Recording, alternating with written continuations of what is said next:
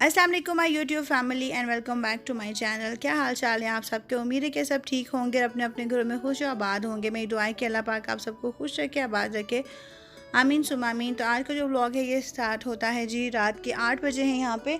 और मैं आई थी अपने हस्बैंड के साथ ग्रॉसरी के लिए 8 या 8:30 बजे मेरे ख्याल से। और जहाँ से हम नॉर्मली ग्रॉसरी करते हैं मरहबा सुपर स्टोर से या मरहबा बेकर से, वो वाली बेकरी जो उनसी थी वो बंद थी। और एक एम मॉल है वो भी आई गेस बंद था। तो फिर हम यहाँ पे, और यहाँ पे मैं फ़र्स्ट टाइम आई थी तो इसलिए मुझे बहुत सी चीज़ें जो चाहिए थी वो मिल भी नहीं रही थी। सबसे इम्पॉर्टेंट चीज़ जो हमने लेनी थी वो थी बच्चों के लिए स्पैगेटीज़ और मैक्रोनीज़ मुझे मिल गई, स्पैगेटीज़ मुझे नज़र ही नहीं आई। तो फिर उसको छोड़ दिया और उसके बाद दूध लेना था नीडो 1+। तो अब मैं दोनों को एक ही दूध दे देती हूँ क्योंकि जो नीडो 3 था उसका टेस्ट शयान को इतना पसंद नहीं है, पता नहीं क्यों। पहले बहुत खुशी से पीता था, अब वो नहीं पीता। तो मैंने कहा चलें एक ही ले आते तो दोनों पी लेंगे। वैसे रात को ही बस एक टाइम फीड करता है शयान, इतना ज़्यादा अब दूध नहीं पीता वो। पहले 2 टाइम्स होता था, मॉर्निंग एंड नाइट, और अभी जस्ट नाइट टाइम वो लेता है। तो बस दूध यहाँ से मिला नहीं था तो मेरे हस्बैंड ने पास वाली एक शॉप से पता किया तो वहाँ से भी बिल्कुल छोटा मिला। तो हमने कहा चले नेक्स्ट टाइम इंशाल्लाह हम कर लेंगे। ये बस मैं आपको एक व्यू दे रही हूँ, यहाँ पे सभी कुछ मिल जाता है ऑलमोस्ट। बट जितना ऑर्गेनाइज मरहबा सुपर स्टोर है यहाँ पे, उसके अलावा मुझे कोई और समझ में नहीं आता। वहाँ पे शायद मैं यूज्ड हो गई हूँ ज़्यादातर शॉपिंग करने की, तो वहीं से करते हैं। और ये थोड़ी सी ग्रॉसरी जो हम करके आए हैं, क्लोज़अप लिया है हमने, लेमन मैक्स लिया है, बच्चों के नूडल्स हैं, और ये डे फ्रेश जो स्ट्रॉबेरी मिल्क है ये शयान का आजकल फेवरेट है। 2 मैक्रोनी के पैकेट्स लिए थे और ऑलपर्स लिया था, एक मिल्क शेक बना होता है तो इसलिए। और अब क्योंकि हम बाइक पे गए थे ना तो बाइक पे बहुत ज़्यादा चीज़ें आप ला भी नहीं सकते, जब कभी गाड़ी पे जाते तो ज़्यादा ग्रॉसरी हो जाती है। तो थोड़े से मसाले ले आई थी मैं, गरम मसाला पाउडर है, एक बिरयानी मसाला है यहाँ पे, साथ में नेशनल क्विक हलीम लेके आई थी मैं। और ये देखें कोको पॉप्स हैं जो पहले इनकी प्राइस 680 थी, ईद के बाद लिए थे हमने, और विद इन 2 वीक्स इनकी प्राइस 680 टू 780 हो गई है। और एक नीडो 1+ है। और आप देखें ये थोड़ी सी चीज़ें हमें 4700 रुपीज़ में मिली हैं। और आप इससे अंदाज़ा लगा सकते हैं कि महंगाई किस कदर बढ़ गई है। इसमें जो कॉस्टली चीज़ है ना वो सिर्फ बच्चों का एक दूध था, आई थिंक ये भी 400 to 500 का होगा। और ये जो कोको पॉप्स हैं ये 780 के हैं। क्लोज़अप आई थिंक 280 ईच है या 300 के अराउंड है। तो फिर भी बिल 4700 बना था और 760 रुपीज़, और हमारा जो डिस्काउंट मिला था ना वो जस्ट 60 रुपीज़ था। तो आप खुद सोचें, हम ऐसे मुल्क में रहते हैं जहाँ पे एक तो लॉकडाउन है वो अपनी जगह, दूसरा हम लोग वापस नहीं जा पा रहे हैं इस लॉकडाउन की वजह से और बीमारी की वजह से, ऊपर से महंगाई इतनी और हम घर पे बैठे हैं। तो ऑफ कोर्स आप खुद सोचें कि जो लोग सिर्फ 50 डेज़ की वेकेशन पे आए हों तो बजट भी खैर उतना ही होता है। फिर शादियां थी और रमज़ान भी आ गया था, और रमज़ान में आप सबको पता है कि कितने एक्सपेंसेस होते हैं। उसके बाद ईद, तो खैर अल्लाह मालिक है, जैसे अल्लाह पाक ने लिखा है वैसे ही होगा। हम कोई गिला शिकवा नहीं कर सकते किसी से भी। बस अब यही कह सकते हैं कि महंगाई इतनी है, और आप सबको पता ही होगा कि रिसेंटली पेट्रोल और डीज़ल की प्राइसेस भी बहुत ज़्यादा हाई हो गई है एकदम से। और रीज़न अल्लाह जाने के क्या रीज़न है। ये लेमन मैक्स है ना, इसे इसलिए क्या, डिश वॉशिंग जो बार है वो बार जो होती है वो बहुत ज़्यादा जल्दी मेल्ट हो जाती है। मैं एक दफ़ा लेके आई तो 2 से 3 दिन ही रुकी और वो सारी मेल्ट होके बह गई थी।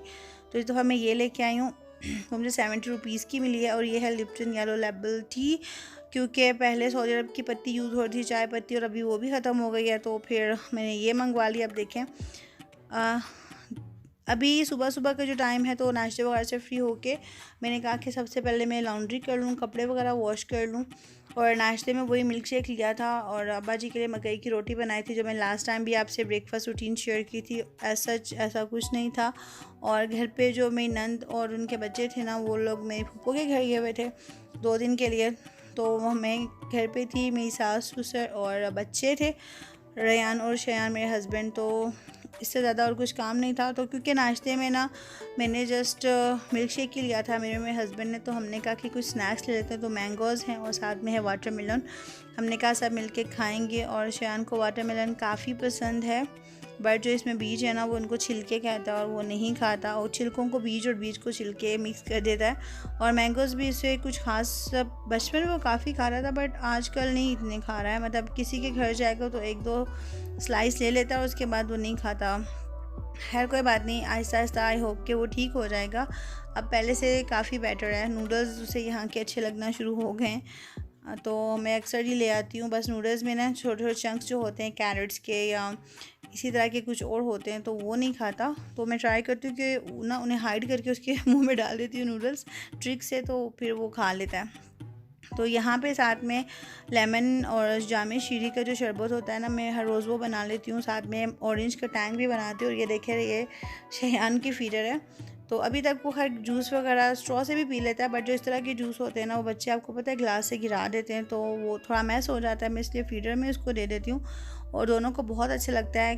उन बच्चों के इम्यून सिस्टम के लिए लेमन वगैरह ज़रूरी है। गार्लिक तो खैर नहीं खाते बच्चे, बट मैं ट्राई करती हूँ कि लेमन दे दूँ। और ये मिल्क शेक भी मैंने बना के रख लिया होता है, क्योंकि मॉर्निंग टाइम में ना अक्सर लाइट का इशू होता है। और ये टैंक ऑरेंज है। घर में कोई आ भी जाता है बाज़ दफ़ा, तो आप अगर आपने सब कुछ रेडी करके रखा होता है तो फिर टेंशन भी नहीं होती है। आराम से आप मेहमानों को सर्व भी कर सकते हैं। और मैंगो जूस तो खैर वैसे भी फ्रिज में रहते ही है। तो ये है हमारा सिंपल सा लंच। लस्सी मैंने खुद ही घर में बनाई है। बाज़ दफ़ा तो कोई ना कोई भेज देता है, बट आज नहीं थी, किसी ने भी नहीं भेजी हुई। और ये भिंडी और आलू हैं। मेरे और मेरे हस्बैंड की प्लेट है, हम दोनों एक साथ खाना। ये घर का बना हुआ अचार है जिसमें चने हैं। और जो मैंने आपसे लास्ट टाइम एक फ्रूट का बोला था, आपसे शेयर किया था, फ्रूट नहीं सॉरी वेजिटेबल है, आई थिंक बड़ा सा एक लेमन होता है, ये उसका अचार है। लंच के बाद जी मैंने कहा कि शाम होने वाली थी, लाइक 4 साढ़े 4 बजे। चाय अपने ससुर को दे के मैंने सोचा कि जल्दी से मैं कपड़े प्रेस कर लेती हूँ।